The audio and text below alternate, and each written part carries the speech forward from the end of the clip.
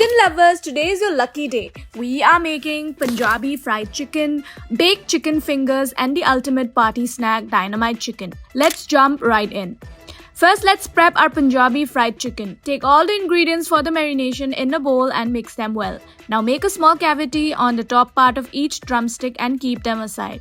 For the filling, mix all the filling ingredients in a bowl till combined. Then add 2 to 3 teaspoons into each drumstick. Now dip the stuffed chicken legs in whisk eggs and coat them with breadcrumbs. Deep fry until golden, then remove and keep aside. For the sauce, heat oil in a pan, fry the masala, add cashew paste, cook for 2 minutes, then add water and chaat masala.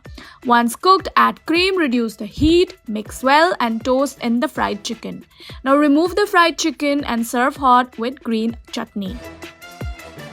Next are crispy but guilt-free baked chicken fingers. Pat dry chicken breast and cut into thin strips. Now dust lightly with all-purpose flour and coat evenly. In a grinder, add corn flakes, salt, oregano and smoked paprika. Now grind coarsely, then transfer to a plate.